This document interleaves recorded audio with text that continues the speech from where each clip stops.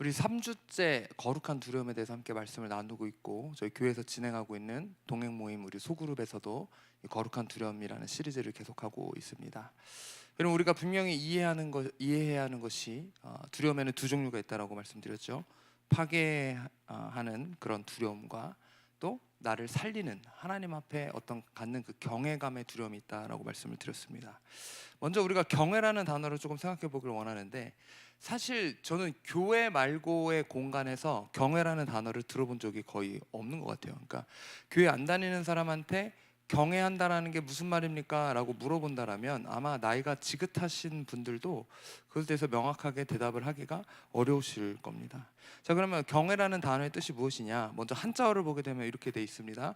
공경할 경자에 두려워할 외자입니다.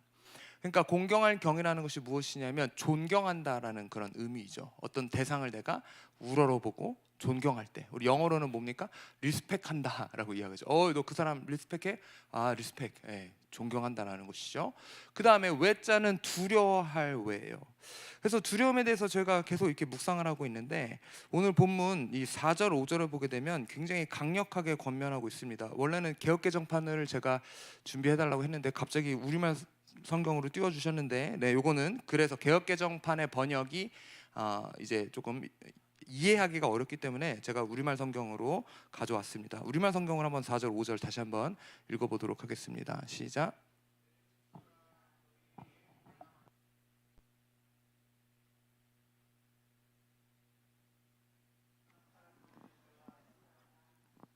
너희가 두려워해야 할 분은 내가 보여주겠다. 몸을 죽인 후에 지옥에 던질 권세를 가진 그분을 두려워하라. 그렇다. 내가 너희에게 말한다. 그분을 두려워하라. 자, 여기서 분명히 뭐라고 이해하냐면 4절을 보게 되면, 그러니까 너희 몸은 죽일 수 있어도 그 후 더 이상 어떻게 할 수 없는 사람들을 두려워하지 말라라고 이야기를 하고 있습니다. 그 사실 제가 어렸을 때부터 별로 겁이 없는 편이기는 했는데요. 우리 여기서 학교 학생 중에 가장 어린 요셉이 귀신 무섭나요? 귀신 무서워요, 안 무서워요? 무서워요? 귀신이 왜 무서워? 네 안에 예수님이 있는데. 저는 어렸을 때 별로 이렇게 귀신이 무섭진 않았었는데, 더 어렸을 때 생각해보면 무서워했었던 때도 있었던 것 같아요.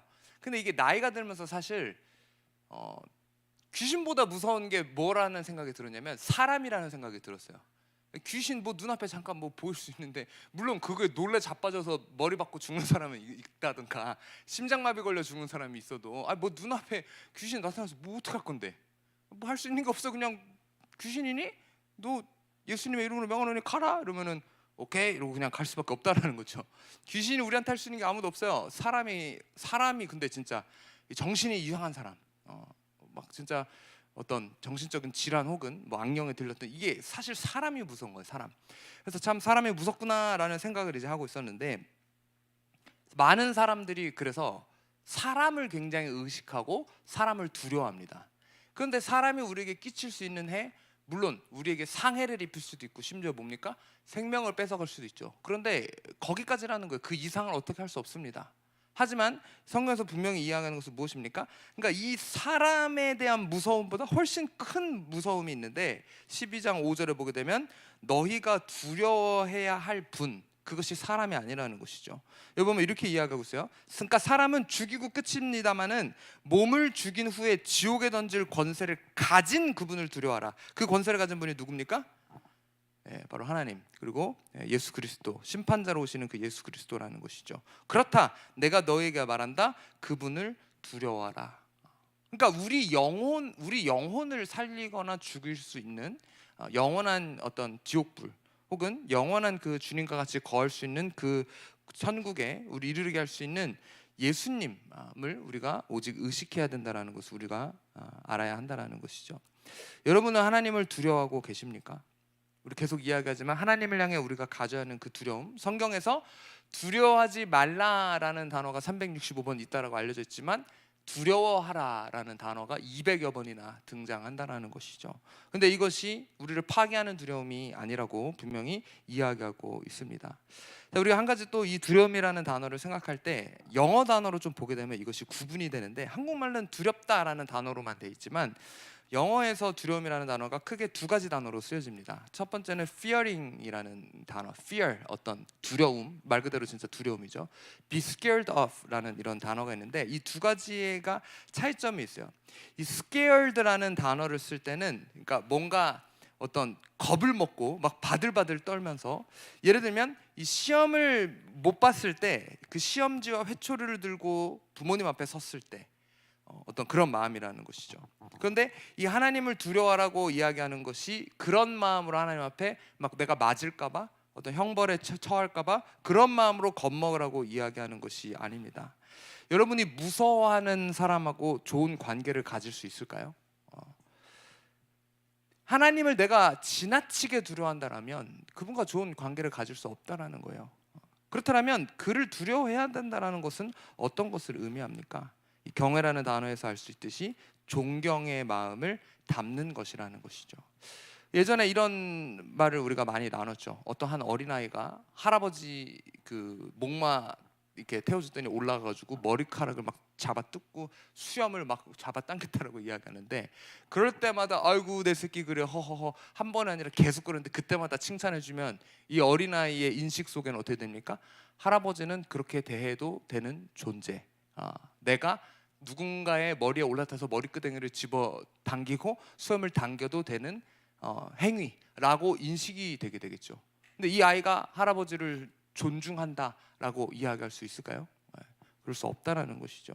그것처럼 우리가 이 하나님을 경외해야 한다, 두려워해야 한다라는 의미는 어떤 단지 수염을 잡아당겼기 때문에 나를 때릴 것 같은 그런 무서움이 아니라, 정말 우리가 하나님을 향한 어떤 존경의 마음을 진짜 담고 있는가, 때로는 너무 우리가 하나님을 편하게 생각하고 있지는 않는가를 점검을 해야 된다라는 것이죠. 그런데 이 하나님을 향한 경외함과 두려움에 대한 이야기를 할 때마다 불편해하는 사람들이 있습니다. 그런 사람들은 이렇게 비유를 합니다. 나는 하나님의 자녀인데 나에게 자녀의 영을 주셨는데 왜 하나님을 두려워해야 하나? 나는 우리 부모님을 안 두려워하는데. 여러분, 우리가 부모님을 지나치게 무서워하지는 말아야 되지만, 부모님을 향한 공경의 마음을 담아 어느 정도의 그분을 향한 이 두려움, 그러니까 무서움이 아니라 두려운 마음은 부모님을 향해 가져야 된다는 것이죠. 그것이 그분들의 권위를 인정해 드리는 거예요. 그래서 십계명에서도 뭐라고 이야기하고 있습니까? 내 부모를 공경하라라고 이야기하고 있잖아요.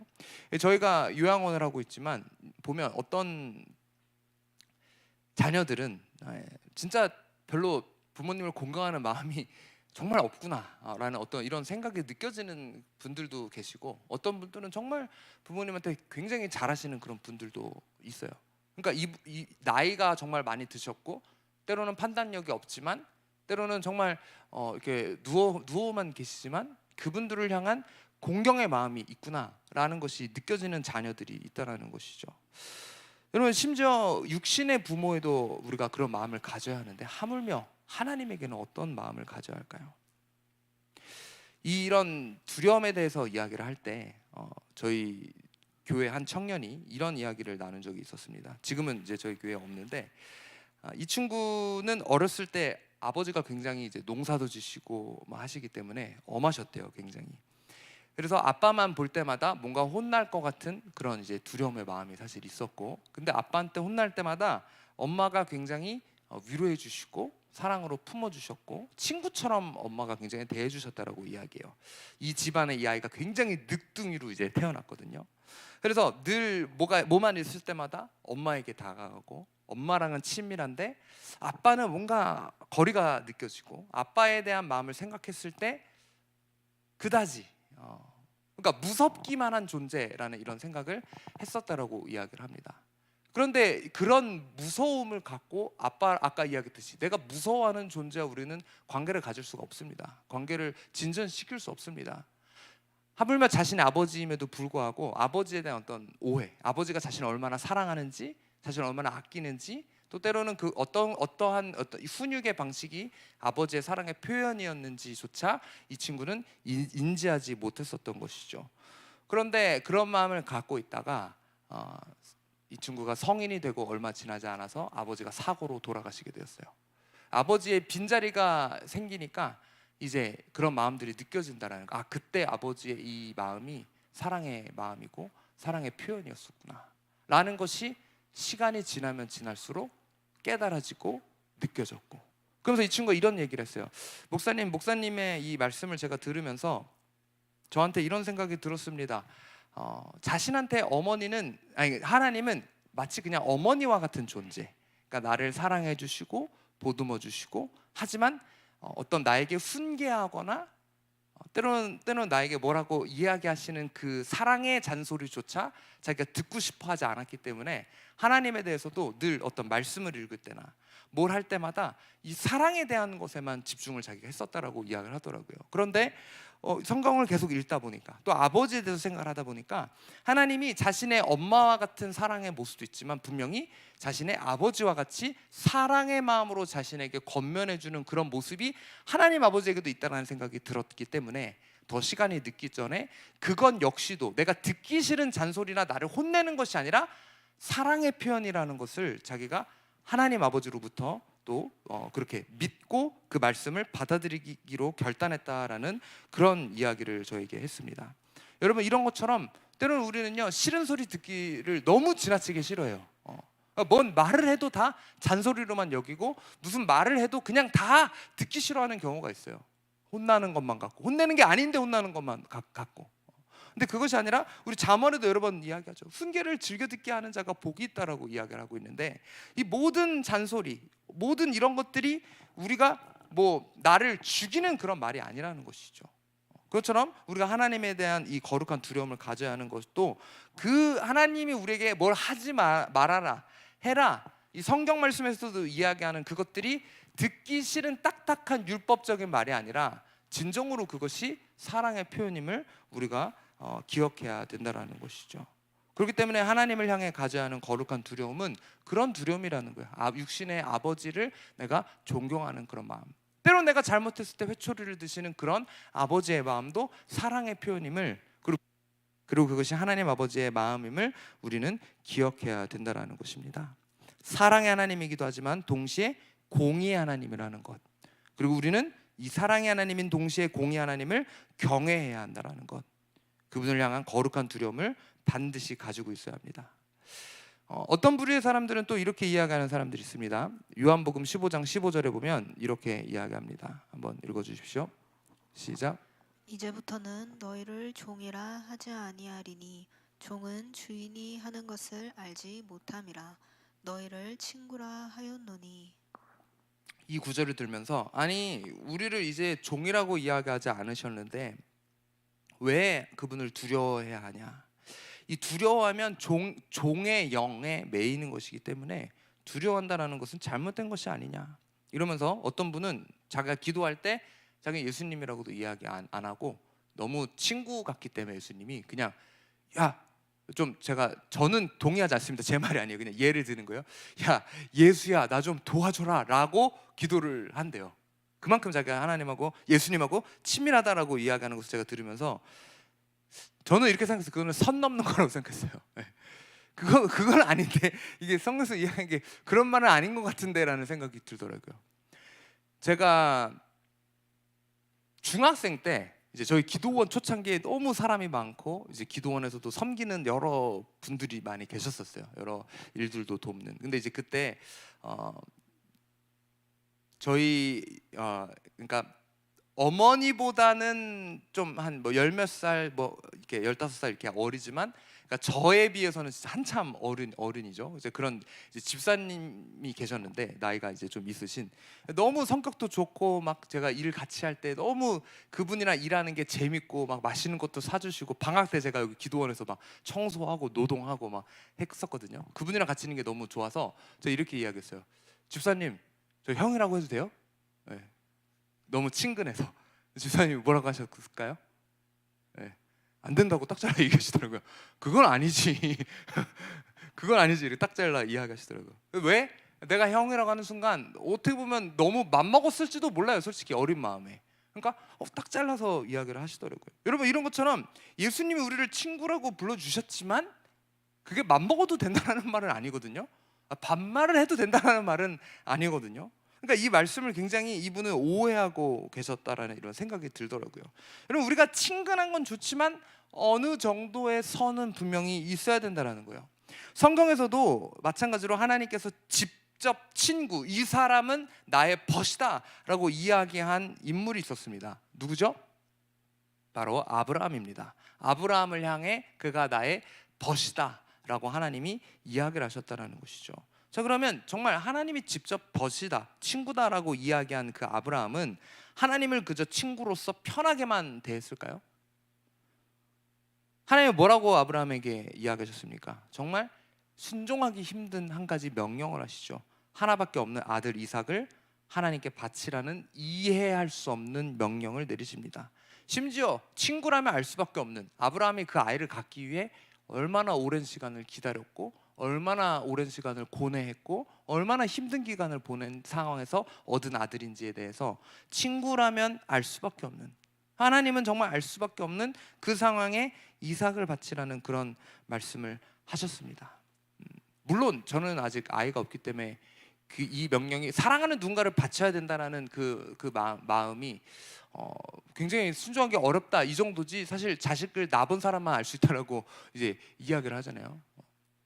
제가 친하게 지내는 동생들도 결혼해서 아이가 있는데 한 번은 저한테 이렇게 이야기하더라고요. 형도 이제 빨리 아이 가져야지. 이 아이를 통해서 얻는 기쁨은 다른 차원의 기쁨이야 라고 저한테 이렇게 이야기를 하더라고요. 아이를 길러가면서 얻는 이 기쁨은 형 하여튼 애기 가져야 돼 라고 이야기를 하더라고요. 그래서 이 친구, 내가 자기의 돈은 좀 못 벌어도 힘들어도 이 아이에서 얻는 그걸 되게 막 반짝반짝거리는 눈으로 저한테 이야기를 하더라고요. 그런데 여러분, 그 아이를 하나님한테 바쳐라? 목숨을 바쳐라? 감히 누가 그 말씀에 순종할 수 있었을까요? 그런데 아브라함은요, 어떻게 했나요? 하나님 친구니까 좀 봐주시죠. 아이 주님, 저랑 그런 관계인데 에이 설마 농담이시죠? 이렇게 반응했을까요? 아니라는 거예요. 아브라함은 빈말 없이, 군말 없이 정말 그 말씀에 순종하려고 했다는 거예요. 그 생명까지. 그리고 하나님이 아브라함이 정말 모리아산에 올라가서 그 아들을 바치려고 하는 그 마음을 확인하시자 주님이 이렇게 말씀하십니다. 창세기 22장 12절 말씀 읽어주세요. 시작. 사자가 이르시되 그 아이에게 내 손을 대지 말라. 그에게 아무 일도 하지 말라. 내가 내 아들 내 독자까지도 내게 아끼지 아니하였으니 내가 이제야 내가 하나님을 경외하는 줄을 아노라. 하나님 여기서 뭐라고 말씀하시죠? 내가 이제야.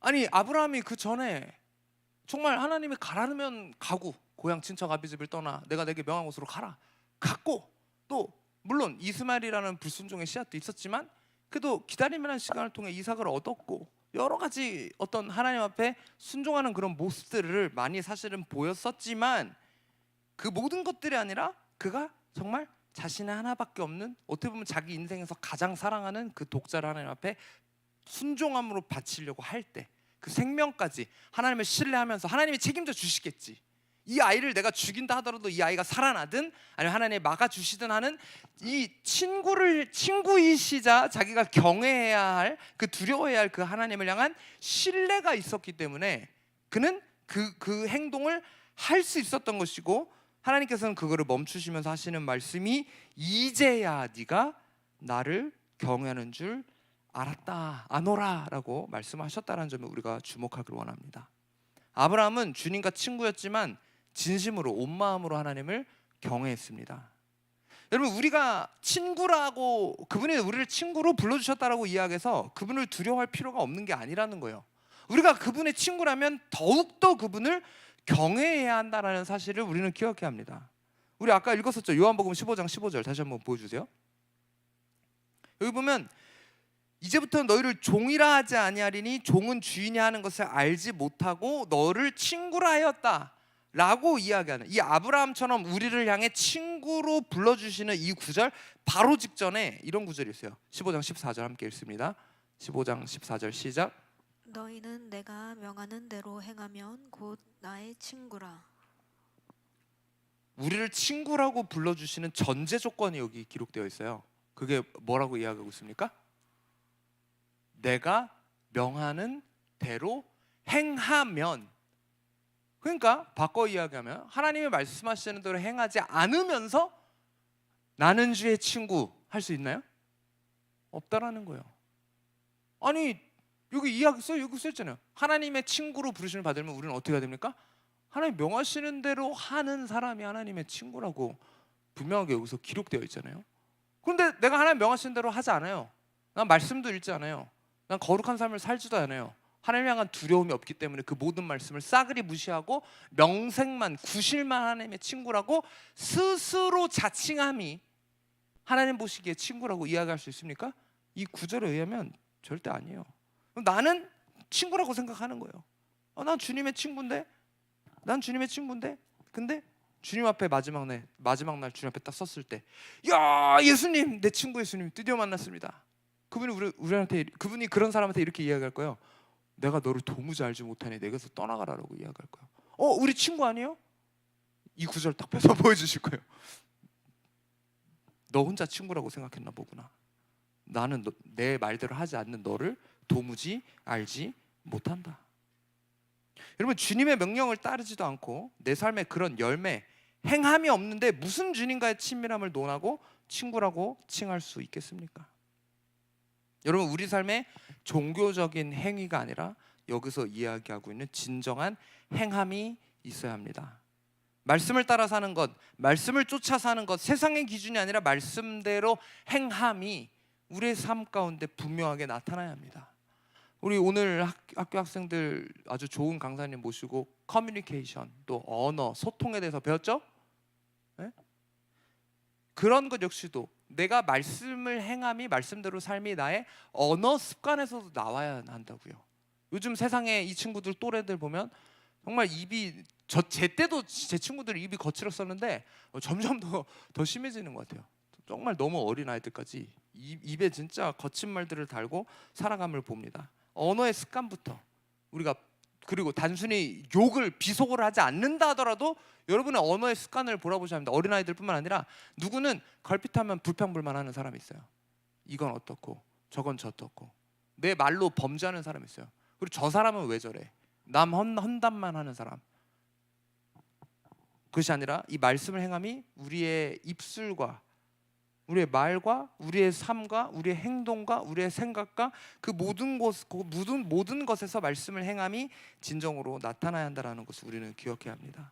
그래서 우리 지난주에 어떤 말씀을 나눴습니까? 말씀 앞에 두려워하는 것, 말씀 앞에 떠는 것에 대해 이야기했잖아요. 성경의 여러 인물들이 그 말씀을 무시했을 때 일어났었던 일에 대해서 나눴지 않습니까? 어떤 왕은 그 똑같은 말씀을 듣고 종교를 정말 개혁하고 산당을 없애고 하나님 앞에 그 말씀을 지키기에 눈물을 흘리면서 힘쓴 왕이 있었던 반면 그 아들은 뭘 했습니까? 똑같은 말씀을 들었는데 성경책을 찢어버려가지고 불에 태워버리잖아요. 태울 수도 없는 그 하나님의 말씀을 감히 내가 듣기 싫다고 태워버리잖아요. 또 우리 벨릭스 총독 이야기 나눴죠. 바울이 그 말씀을 선포했을 때 두려웠으나 결국 돈을 받을까 하여, 그러니까 두려움에 믿음으로 반응한 것이 아니라 그것은 잊어버리고 결국 물질적인 것에 집중했었던 사람이 있었죠. 이런 것처럼 여러분, 똑같은 말씀이 선포됐는데 누군가는 그 말씀 앞에 두렵고 떨므로 반응하는 사람이 있는 반면에 누구는 똑같은 말씀을 듣고도 그저 떠나가는 사람들이 있다는 거예요.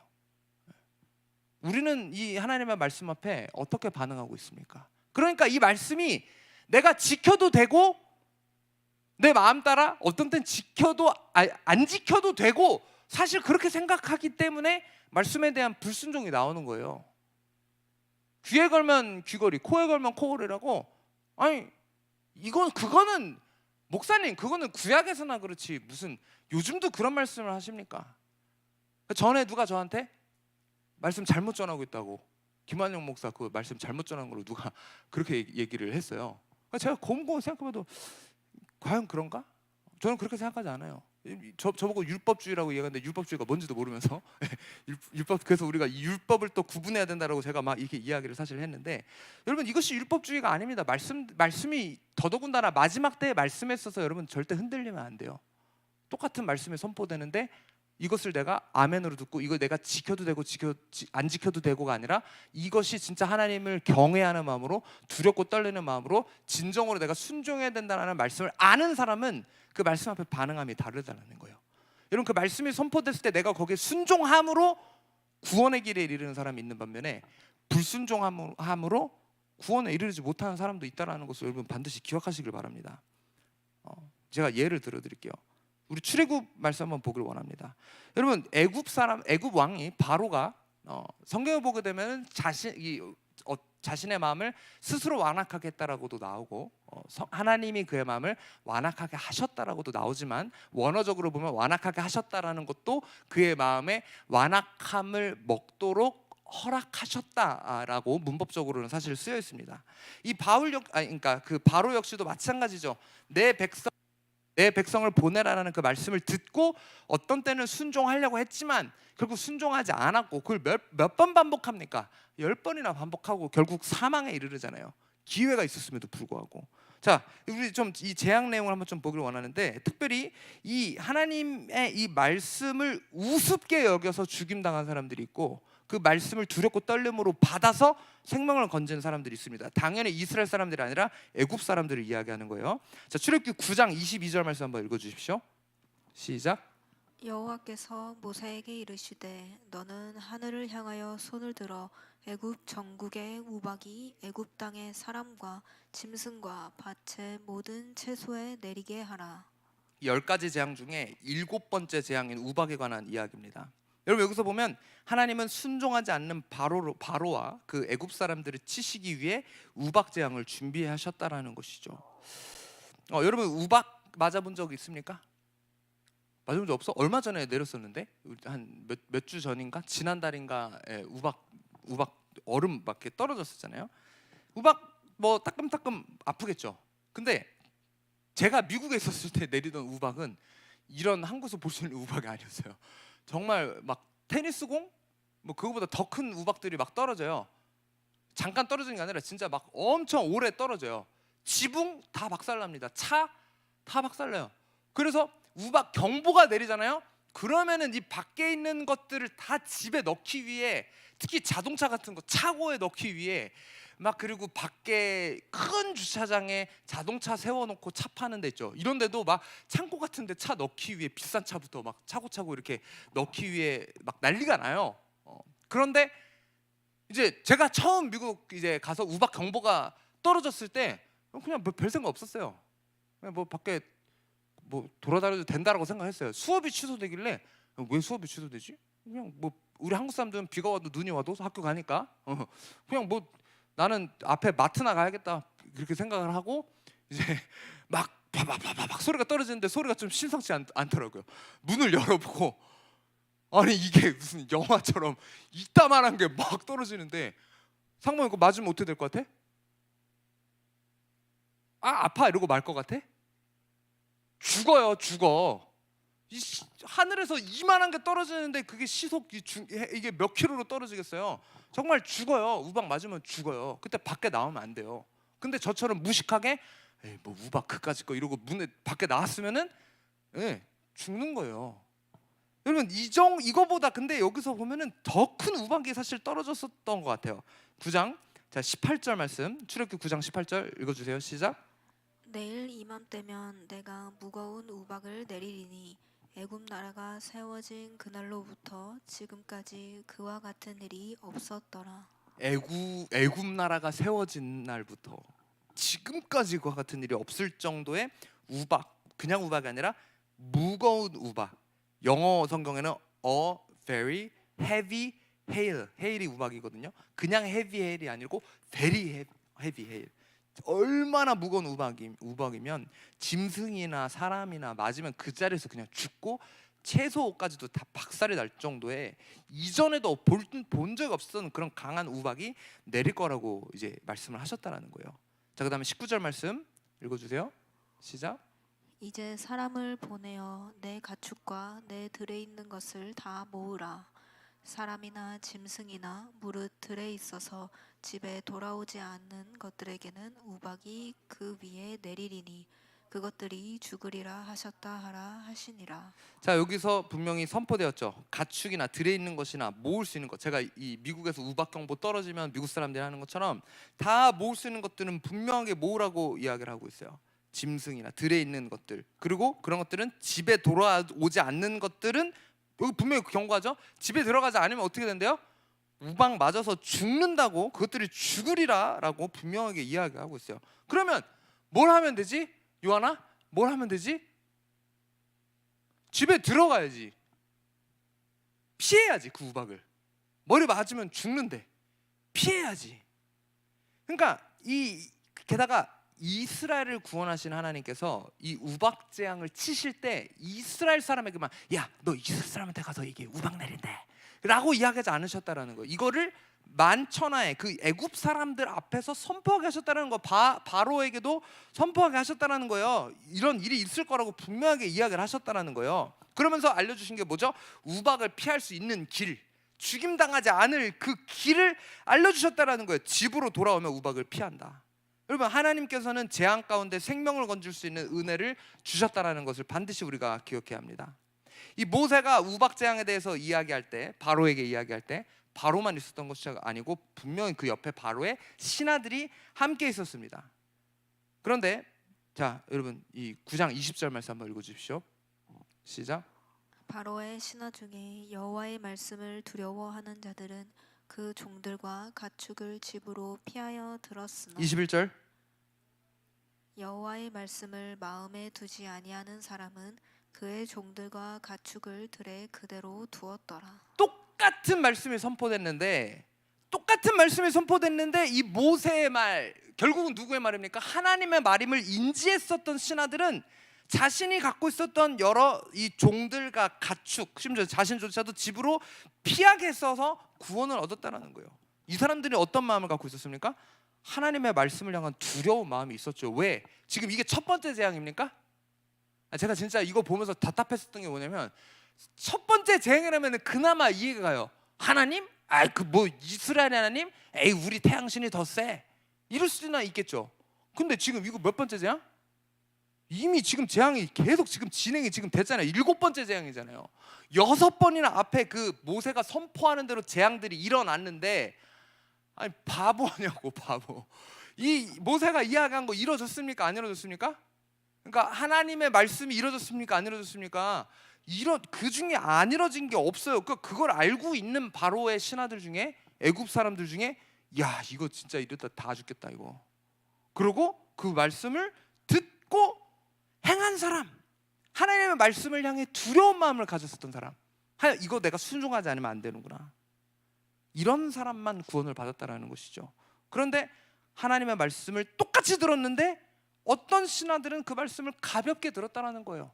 아이, 뭐 우박 내려봤자 우박 한두 번 내리나 뭐. 그래서 21절에 뭐라고 이야기한다? 분명히 기록하는 것이 여호와의 말씀을 마음에 두지 아니하는 사람이라고 이야기하고 있습니다. 모세의 말이 아니라 하나님의 말씀을 마음에 두지 않았었던 사람. 이 주먹만한 우박이 떨어질 거라는 그 말을 듣고도, 전에도 내린 적이 없었던 이 큰 우박이 내릴 것이라는 것을 듣고도 마음에 두지 않았다라는 거예요. 야, 이 사람들 정말 감심장이지 않습니까? 이들이 우습게 들은 말이 누구의 말입니까? 모세의 말이 아니라 하나님의 말씀이라는 거예요. 하나님의 말씀을 우습게 받아들일 상황이 아니었다라는 것이죠. 여러분, 저는 이 우습게 들었었던 이 신하들을 보면서 또 한 가지 생각난 이야기가 소돔과 고모라의 그 이야기예요. 그때도 마찬가지로 소돔과 고모라가 멸망한다라는 이 천사의 말을 이제 롯이 전하게 됩니다. 그런데 어떻습니까? 그 사위들이 롯의 그 말을 듣고, 성경 분명하게 기록되어 있죠. 농담으로 여겼더라. 농담으로 여겼더라. 아니, 누구는 그 말을 농담으로 여기질 않나? 누구는 심지어 뒤돌아보지 말라는데 도망가다가 뒤돌아버려가지고 소금 기둥이 되질 않나. 하나님의 말씀을 우습게 여긴 자들의 결과가 그렇다라는 거예요. 이 바로의 신하들 살인 우박에 떨어질 거라고 분명하게 모세가 하나님의 말씀을 전했음에도 불구하고 농담으로 여겼다라는 거죠. 오늘도 마찬가지입니다. 똑같은 말씀을 듣고 누군가는 하지만 누군가는 야, 하나님의 말씀이 진짜 우리가 두렵고 떨림으로 받아야 되는구나. 똑같은 말씀이 선포될 때 우리의 마음 가운데 반응이 나뉘어진다라는 거예요. 왜? 하나님 우리에게 자유주의를 주셨기 때문입니다. 내 마음의 완악함으로, 그리고 바로가 자신의 완악함을 먹도록 하나님이 허락하셨기 때문에, 하나님이 완악하게 한 것이 아니라 스스로 완악하게 하기를 결정했고 하나님 그것을 허락하셨던 것처럼, 오늘도 동일한 말씀이 선포될 때 이 말씀을 듣고 하나님 앞에 두렵고 떨린 마음, 하나님을 향한 경외하는 마음, 하나님 앞에 정말 거룩한 두려움을 갖기로 결단하는 사람이 있을 반면에 그저 또 선포되는 말씀 앞에 꾸벅꾸벅 졸기만 하고 그런가 보다 하는 사람이 있을 거라는 것이죠. 하지만 제가 말하는 것은 이 자리에는 그 누구도 이 말씀을 농담으로 여기거나 감히 그저 그냥 또 듣는 말씀 정도로 여기지 않길 바랍니다. 집으로 피신하면 우박재앙으로부터 살 수 있다는 그 모세가 전한 하나님의 말씀은 좋은 소식, 곧 복음이었습니다. 생명을 건질 수 있는 방법이 그렇게 어려운 방법이 아니었다는 것이죠. 밖에 나가 있다가도 그때가 되면 들어오면 되는 거예요. 자신의 짐승 보호하려면 데리고 오면 되는 거예요. 애가 아빠 뭐 떨어지는데 나 밖에 나가서 놀래. 그래도 못 나가게 막는 거예요. 왜? 그 복음의 말씀을 듣고 순종하기로 결단했기 때문에. 그러나 우박이 내림에도 하나님의 말씀을 우습게 여긴 사람들은 우박에 맞아 죽었을 것입니다. 그의 가축, 그의 가족 다 죽었을 것입니다. 집에 돌아오지 않으면, 집에 들어가지 않으면 죽을 것이라는 그 말씀은 복음이었습니다. 이 말씀은 집으로 돌아오면 살 것이라는 생명의 복음이었다라는 것이죠. 여러분, 집은 재앙으로부터 안전한 곳입니다. 오늘날 그 집은 무엇입니까? 여러분, 교회예요. 공동체예요. 그래서 마지막 때에 우리 대적마귀 사탄이 교회를 부수기 위해, 지금 우리나라도 지금 사실 우리 지금 여기 가만히 앉아 있으면 안 돼요. 지금 여러분 정치에 관심 좀 가지세요. 지금 교회 폐쇄법 발의해가지고 종교 법인도 그냥 막 폐쇄시킨다잖아요. 심지어 그 재산, 원래는 다른 비영리 재단 같은 경우에는 비슷한 재단에게 그 재산권이 넘어가는데 여기는 뭐 무슨 지금 국가가 재산 다 가져간다잖아요. 토지하고 재산하고. 심지어 그것도 애매모호합니다. 뭐 그냥 마음에 안 들면 해산시키겠다라는 거, 뺏어 가겠다라는 거예요. 땅이고 뭐고. 뭐 그뿐 아니죠. 여러 가지 정말 말도 안 되는 것들이 지금 입법화하려고 지금 교회를 향한 이 핍박이 지금 이루어지고 있는데, 너무 여러분 이 교회의 핍박 마지막 때에 사실 마지막 때이기 때문에 어떻게 보면 또 당연한 것이고, 근데 저는 이렇게 이게 사실 빨리 올 줄은 몰랐거든요. 그냥 가만히 앉아 있다가 올바른 복음 전하면 다 그냥 거리에 내앉을 수도 있어요. 그래서 뭡니까? 사람들 눈치 보고 성도들이 불편할까봐, 정부가 불편할까봐, 코로나 때도 우리 보면 딱 알잖아요. 자발적으로 교회 문 닫고 예배 드리지 말라고 이야기하는 목사님들이 있질 않나. 말씀을 말씀대로 선포하지 않고 사람을 두려워하면서, 상황을 두려워하면서 목회자가, 하나님 믿는다는 사람이 하나님의 말씀을 향한 두려움이 아니라 사람을 향한 두려움, 상황을 향한 두려움. 근데 오늘 분명히 말씀에서 뭐라고 이야기하고 있습니까? 그런 것들을 두려워하지 말고 오직 권세 있는 예수님만을 두려워하라 라고 이야기하고 있지 않습니까?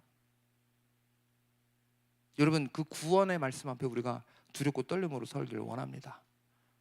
이 우박 같은 이 재앙 또 분명히 우리에게 올 거예요. 계시록에 사실 써 있어요. 근데 그때 동일합니다. 우리에게 피할 길 내십니까? 안 내십니까? 피할 길 내십니다. 마지막 때 우리에게 닥쳐올 환난, 사실 저도 무서워요. 이 내용에 보면 이거 안 무서울 수가 있어야지. 이게 엄청 심각한데, 이거 그냥 사실 이것보다 더 심각한 일들이 일어나는 건데, 야 주님 저거 참 쉽지 않습니다만은 분명한 것은 뭡니까? 하나님의 보호하심, 우리에게 피할 길 내신다라는 거예요. 그래서 우리가 교회 안에, 공동체 안에 머물기 위해 힘써야 합니다. 근데 마지막 때 계속 공동체를 흩기 위해 교회를 막 흩기 위해 막 이 정부뿐만 아니라 여러 가지에서 지금 막 난리와 난리를 치잖아요. 그리고 막 온라인으로 예배해도 되고 교회 안 가도 되고, 여러분 이런 거짓된 메시지 듣지 마십시오. 우리가 하나님의 성전인데 뭘 어딜 가냐, 막 이런 건물 중심의 신앙에서 우리가 벗어나야 된다라는 거짓된 말씀 듣지 마십시오. 마지막 때가 될수록 우리는 모이기에 힘써야 된다라고 이야기를 했잖아요.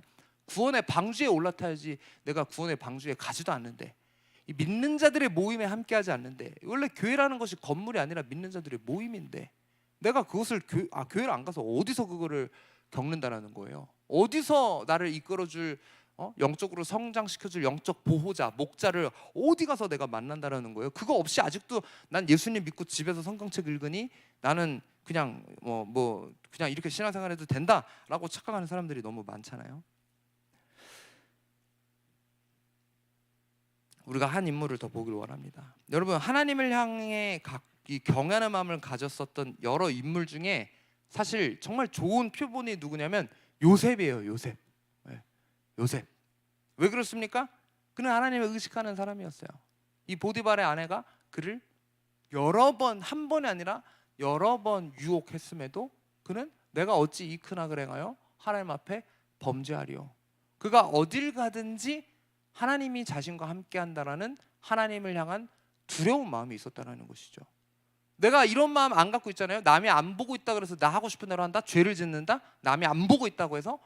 여러분, 그거 그거는 감히 하나님을 제한하는 것이며 무시하는 거예요. 무소부재하신 분께서 하나님의 그 편재가 어디에나 계시는데 내가 그 죄 짓는 순간 하나님이 거기 안 계시겠냐고요.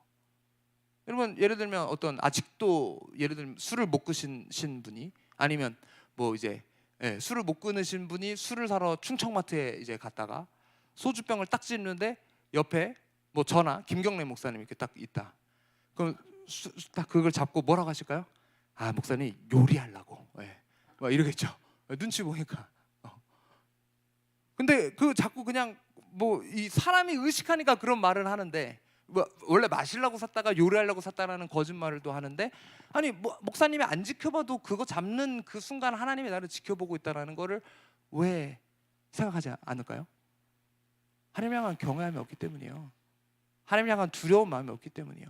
요셉은 그런 마음을 갖고 있었다라는 거. 매 순간 하나님이 나와 함께 하신다라는 하나님 앞에 코람데오 정신, 내가 하나님 앞에 있다. 그래서 어찌 이 큰, 내가 감히 어떻게 하나님 앞에서 아무도 안 본다 할지언정, 그리고 내가 이 죄를 지었을 때 내 삶이 편해질 수 있고, 혹은 이 죄를 짓지 않음으로 인해 내가 동참하지 않음으로 인해 어려운 일이 있다 하더라도, 요셉이 두려웠었던 것은 보디발도 아니었고 보디발의 아내여도 아니었고 누구였습니까? 오직 하나님 한 분이었다라는 거예요. 여러분은 누구를 의식하십니까? 사람을 의식하십니까? 우리 특히 청소년들 누구를 의식합니까? 요셉과 같은 마음으로 매 순간 하나님을 의식하는 우리 청소년들 됐으면 좋겠습니다. 그것을 어려서부터 하나님을 향한 거룩한 두려움을 가질 때 여러분의 인생이 달라질 수 있다는 거예요. 누가 나에게 이걸 빨리 알려줬더라면 제 삶도 달라졌을 거라는 생각이 듭니다. 여러분, 사람을 의식하지 마시고 오직 하나님만을 의식하십시오. 하나님 매 순간, 여러분 계시록에 보면은 자주 등장하는 단어가 있는데 행위라는 단어가 많이 등장해요. 내가 너의 그 행위대로 하나님이 심판하신다라는 말이, 거듭 판단하신다라는 그 말이 거듭 등장해요. 여러분, 우리는 누구를 의식합니까? 다른 사람의 어떤 시선을 의식하는 것이 아니고, 선생님이 볼 때는 잘하는 척하고 안 볼 때는 혹은 온라인상에서 내가 핸드폰을 쓸 때 나의 그 모습, 내가 시청하는 것들, 내가 생각하는 것들, 여러분 그런 것이 아니라 우리가 매 순간 그것조차도, 그 모든 마음조차도 하나님이 보고 계심을 우리가 의식하길 원합니다. 갑자기 누가복음 12장 읽고, 누가복음 12장은 잘 보지도 않고 갑자기 막 여러 얘기들을 했죠. 12장 잠깐 우리가 보길 원합니다. 누가복음 12장 1절 말씀 다시 한번 읽어주시겠어요? 1, 한번 읽어주십시오. 시작. 그동안에 우리 수만 명이 모여 서로 밟힐 만큼 되었더니 예수께서 먼저 제자들에게 말씀하여 이르시되 바리새인들의 누룩 곧 외식을 주의하라. 여기서 외식을 주의하라는 게 뭐죠? 밖에 나가서 밥 먹는 걸 주의하라는 게 아니죠. 여기서 이제 외식을 주의하라는 것은 사람 앞에서 이 그 가식적인 행동하는 것을 외식적이라고 이제 이야기를 합니다. 이 누룩이 뭐냐면 빵 만들 때 넣는 그 이스트 효모, 이거를 넣으면은 빵이 어떻게 돼요? 부풀어 오르잖아요. 그러니까 이걸 이야기하는 거예요. 이 바리새인들이 마치 뭐가 있는 것 마냥 금식할 때도 막 나 금식한다 막 뭐 할 때도 안식을 지킨다 뭘 하려고 사람들 앞에 보이려고 외식하려고 이 사람들이 이런 삶을 살았다는 거죠. 그래서 예수님이 오셨을 때도 그 말씀 대신 예수님 자기들이 기다려 온 메시아가 왔는데도 그놈의 외식 때문에 그 예수님을 못 알아보잖아요. 외식 때문에. 그래서 그걸 주의하라고 말씀하시면서 2절 3절 말씀 읽어주세요. 시작. 감추인 것이 드러나지 않을 것이 없고 숨긴 것이 알려지지 않을 것이 없나니 이러므로 너희가 어두운 데서 말한 모든 것이 광명한 데서 들리고 너희가 골방에서 귀에 대고 말한 것이 지붕 위에서 전파되리라. 분명하게 이야기하고 있습니다. 감추려고 해도 감춰질 수가 없다라는 거 하나님 앞에. 감추인 것이 드러나지 않을 것이 없고 숨기려고 해도 알려지지 않을 것이 없다. 이러므로 너희가 어두운 데서 말한 모든 것이 광명한 데서 들리고 너희가 골방에서 귀에 대고 말한 것이 지붕 위에서도 전파되리라. 그러니까 하나님 앞에 그 무엇도 숨길 수 없고 다 드러날 수밖에 없다라는 것이죠. 빛이 임할 때 그 빛이 임한 공간에 모든 어두움이 다 드러날 수밖에 없다라는 거예요.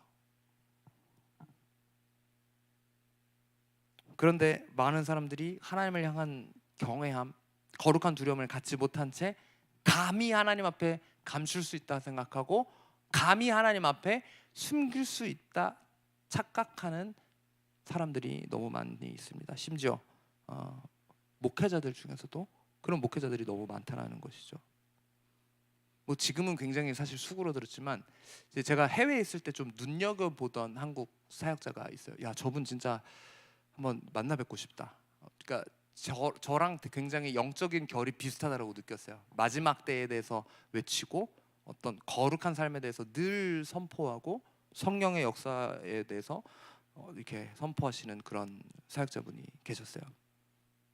근데 몇 년 전에 이 폭로가 유튜브에 날라와서 정말 이 한국 교회가 뒤집혔는데 이 철저한 가면 속의 그건 모습이었고 그 가면 아래에 있었던 자신의 본 모습은 마지막 때를 외치고 성도들한테는 주식하지 말라고 해놓고 자신은 들어온 헌금으로 주식을 했으며 마지막 때이기 때문에 집 사봤자 소용없으니 집 사지 말라고 이야기하면서 자신은 하와이에 40억짜리 그 별장을 사놓고 심지어 결혼한 아내와 아이도 3명인가 4명인가 있는데 아내분도 막 찬양인도 하고 같이 동역하고 하면서 7살 어린 여자랑 7년 동안 불륜 관계를 유지하면서 강남 선교회 사무실 아래에다가 오피스텔을 얻어 불륜 그 청년에게 주고 자신은 거기서 함께 동거하고 심지어 하와이에 그 선교회 돈으로 그 모은 굉장한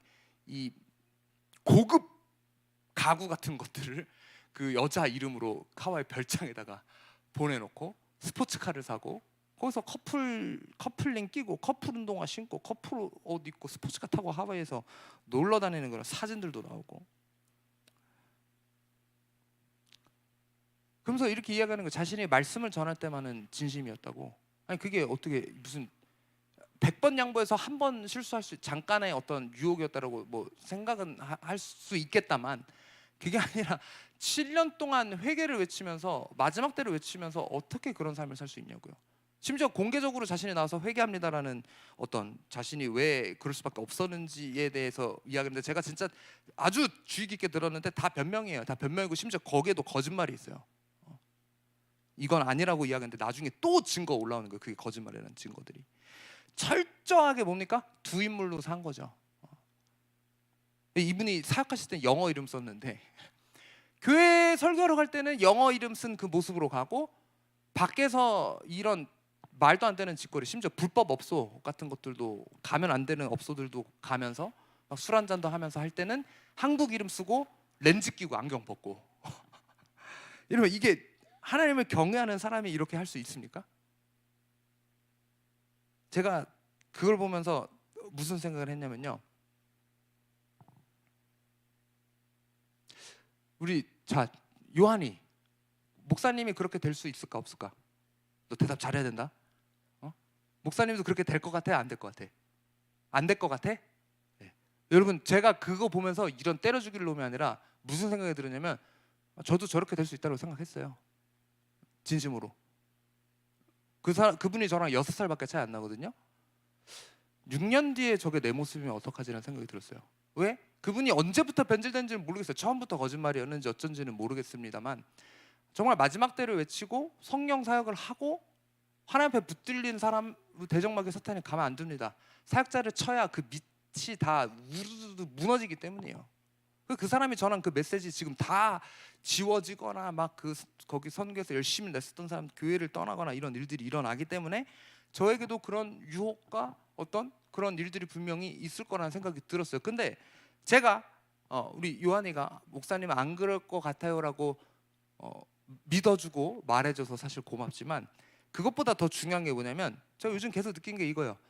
답은 내가 거룩한 두려움을 계속 가지고 있으면 그렇게 안 되는 거고, 내가 하나님을 경외하는 마음을 잠시라도 잃어버리면, 아까 이야기했듯이 매 순간 하나님을 의식하고 호람데오 정신으로 하나님 향한 그 거룩한 두려움을 갖고 있지 않으면 저도 그렇게 될 수 있다고 생각해요. 그래서 제가 목매길 원하는 것은 그 하나님의 존전 앞에 의식하고 그것을 매 순간 거룩한 두려움을 갖고, 물론 이것이 무서움이 아니라, 그리고 그 거룩한 두려움 가운데 내가 들어갈 때 우리 몇 주간 경험하지 않았습니까?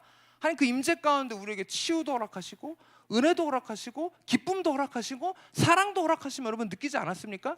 이것이 율법적인 것이 아니에요. 우리가 그 거룩한 두려움이 있어야 그 이하 것들도 진정한 기쁨으로, 진정한 사랑으로 맛볼 수 있다는 것이죠. 거룩한 두려움 없이 느끼는 기쁨과 어떤 그런 사랑, 이런 것들은 반쪽짜리입니다. 내가 진짜 거룩한 두려움 앞에 하나님 앞에 바로 서 있어야 그 사랑도 온전히 누릴 수 있는 것이고 그 기쁨도 온전히 누릴 수 있기 때문이에요. 그래서 저는 제가 집중하기 원하는 것은 나는 그런 목사 되지 말아야지가 아니라 나는 하나님 향한 거룩한 두려움을 잊지 말아야지. 그러면 저는 그런 결단을 했다라는 거예요. 그래서 사도 바울이 심지어 이렇게 이야기했습니다. 빌립보서 2장 12절 말씀 시작. 그러므로 나의 사랑하는 자들아, 너희가 나 있을 때뿐 아니라 더욱 지금 나 없을 때에도 항상 복종하여 두렵고 떨림으로 너희 구원을 이루라. 하나님의 말씀을 향한 두렵고 떨리는 마음 갖고 항상 그것에 복종하고 두렵고 떨리는 마음으로 주님 앞에 서 있기 위해, 구원을 이루기 위해. 물론 구원은 이미 하나님 우리에게 완전하게 이뤄서 주셨습니다. 그런데 거기에 응답하냐 응답하지 않느냐는 나의 몫이에요. 여전히 회개하지 않고 세상적인 것에 매어서 이렇게 살아도 되겠다라고 착각하시는 분들, 심지어 어떤 사람은 이렇게 이야기합니다. 어떤 열심이나 노력 없이도 된다. 이미 완벽하게 하나님 우리에게 주셨기 때문에 우리는 그냥 그것을 누리기만 하면 된다라고 이야기하는데, 여러분 절대 그렇지 않습니다. 우리의 몫이, 우리 지금 주일에 계속 여호수아 시리즈 하고 있고 제가 이 얘기 반복적으로 사실 드리는데, 여호수아 보면 뭡니까? 그 땅을 이미 우리에게 주셨다라는 거 완료형에 쓰여 있습니다. 근데 거기를 향해 밟아 나가는 것들, 정복해 나가는 것은 미완료형이에요. 그건 누구 몫이기 때문에? 그건 이스라엘 백성, 여호수아와 함께 이스라엘 백성들의 몫이기 때문에. 그래서 말씀드렸죠? 어떤 지파는 하나님 말씀하신 그 분깃 그대로 받습니다. 심지어 거기서 더 확장해서 받는 사람들도 있어요. 근데 어떤 지파 거기 안 받아요. 무서워서 못 하겠다고 그냥 거기 못 받는 지파들도 있어요. 그러니까 이미 하나님 주셨는데 거기를 이루냐 이루지 못하냐는 우리의 몫이라고요. 이미 하나님 구원을 이루셨어요. 근데 거기를 향해 내가 하나님 의식하고 하나님 향한 거룩한 두려움을 갖고 나아가냐 나아가지 못하느냐는 누구의 몫이다? 나의 몫이다. 우리의 구원의 여정이 출애굽과 굉장히 많이 닮아 있습니다. 하나님 주권적으로 출애굽해 주셨죠. 재앙과 함께 홍해 건너게 하셨죠. 그 다음 광야의 여정과 약속 땅에 들어가 정복하는 여정은 우리의 몫이라는 것을 우리가 반드시 기억해야 한다는 것이죠. 이스라엘 백성들이 광야의 3시간 동안 나 출애굽 이미 했으니까, 홍해 건넜으니까, 나 구원 받았으니까 라는 아니라는 생각을 사실 갖고 있었죠. 그러니까 뭐요? 하나님 말씀하셔도 순종하지 않는 모습, 구원받은 사람으로서의 모습이 아니라 여전히 과거 노예의 모습과 그 생각에 머물러서 하나님 말씀에 순종하기를 거부했었던 그 사람들은 광야 여정에서 탈락하고 심지어 대부분의 그 세대가 약속의 땅에 들어가지 못했다라는 것을 오늘 우리가 기억하기를 원합니다. 노뱀 사건의 대표적인 그 사건이죠. 걸러진 사건이에요. 노뱀 사건도 마찬가지입니다. 똑같은 말씀이 선포됐어요. 노뱀에 물렸어요. 그러면서 이런 말씀이 선포됩니다. 누구든지, 노뱀에 물린 게 아니라 불뱀에 물렸어요. 그리고 노뱀을 세워놓고 이야기합니다. 누구든지 저 장대에 매달린 뱀을 보는 자는 치유를 받고 생명을 얻는다는 그 말씀이 선포됐어요. 근데 너무 재미있는 게 뭡니까? 모두 봐서 살아야 되잖아. 누구는 그 말씀을 듣고 그 뱀, 달린 노뱀을 보고 산 사람이 있지만 누구는 무시하고 보지 않은 사람들, 그 사람들 다 죽었다라는 거예요. 그러니까 똑같은 말씀이 선포되는데 그 말씀을 두렵고 떨림으로 받아들이냐 받아들이지 않느냐, 사람의 몫이라는 것을 제발 우리가 좀 기억하기를 원합니다. 어떤 분이 저한테 또 이렇게 이야기하셨어요. 저한테 이야기한 게 아니라 저 혼자 저한테 이야기하는 걸로 받아들였는데, 소셜미디어에 이렇게 이야기하는 거예요. 그분이 제 설교를 듣고 썼는지 어쩐지는 모르겠는데, 성도에게 두려움을 심어주는 설교를 멀리하라. 마음의 평안과 사랑을 가득 차게 하는 것이 아니라 그것은 성도들을 옥죄는 것이고 하여튼 막 잘못됐대요. 잘못된 거라고 막 이렇게 글을 올려서 제가 개인적으로 아는 분인데, 이분이 나한테 하는 말인가? 알 수는 없습니다. 그러면서 왜 성도들을 막 두렵게 만드냐라고 이야기하는데, 제가 아까 말씀드렸죠. 저는 거기에 동의하지 않는다고. 제 앞에 묻고 또 물어도 동일한 결론이 나올 수밖에 없어. 이거 거룩한 두려움이 너무 진짜 중요하다. 이거 없이는 안 된다. 내가 혼자 이미 다 잃었다라는 착각이 아니라, 그 심지어 사도 바울조차도 자기가 복음을 전한 후에 버림받을까 두렵다라고 이야기했는데, 이미 얻었다 함도 아니요 잃었다 함도 아니라고 이야기를 했는데, 나는 뭔데 이미 다 얻었다라고 착각하고 있는 거죠. 그리고 심지어 시편 89편 7절에 이렇게 이야기합니다. 여러분 한번 읽어주십시오. 시작.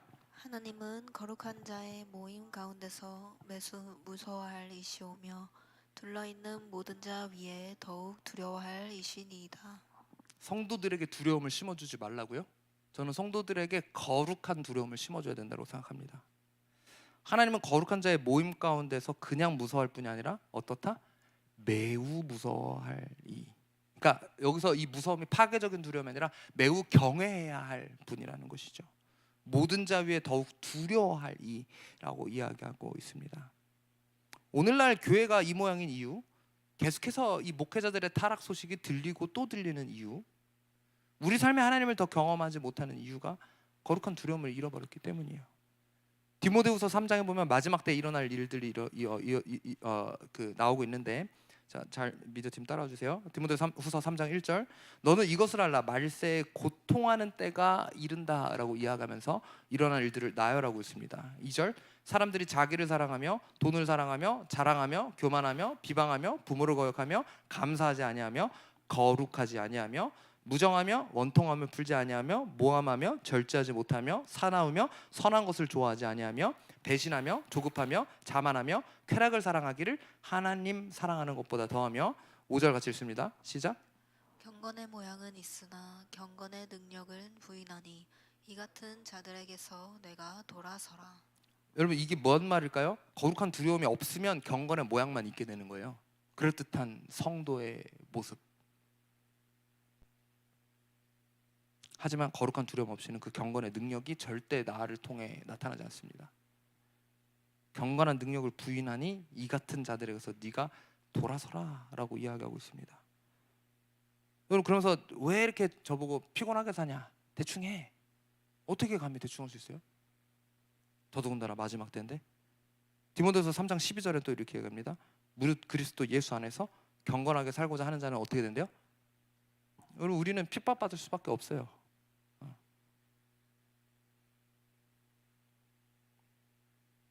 성경에서 이렇게 이야기하죠. 선줄난 자는 넘어질까 조심하라. 그 구절 앞에 보면 히브리서 말씀에 뭐라고 나와요? 누구는 광야의 생활 똑같이 신령한 물을 먹고 신령한 곳을 지났으나, 그러니까 누구는 그 말씀을 향한 거룩한 두려움을 갖고 구원에 이르르지만 누구는 그 약속의 땅에 들어가지 못했다라고 경고하고 있습니다. 우리 찬양팀 앞에 나와주세요. 여러분, 매일의 삶에서 우리는 이런 두렵고 떨림이 있어야 함을 기억하길 원합니다. 그리고 조심하고 또 조심하길 원합니다. 거룩한 두려움을 잃어버리지 않도록. 그리고 이 거룩한 두려움이 나를 올가매는 것이 아니라 결국 나를 어떻게 할 것? 이 거룩한 두려움이 나를 자유케 할 것이고, 거룩한 두려움이 나를 진정한 사랑으로, 진정한 하나님께로 우리를 이끌어 준다라는 거야. 여러분, 죄의 기로 앞에 타협하지 마십시오. 이렇게 살아도 되겠지? 남들 다 하는데 이런 생각해도 되겠지? 이거 봐도 되겠지? 이거 먹어도 되겠지? 이거 펴도 되겠지?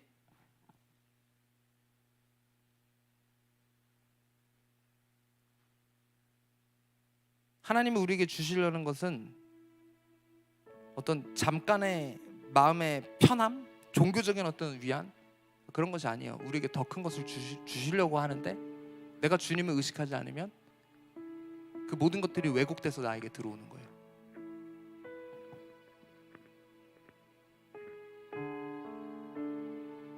하나님은 너무 아름다운 분이시고, 그 아름다움의 극치의 것들을 우리에게 허락하길 원하시는 게 하나님의 마음입니다. 그런데 우리가 그것을 받을 수 있는 것은 그분 앞에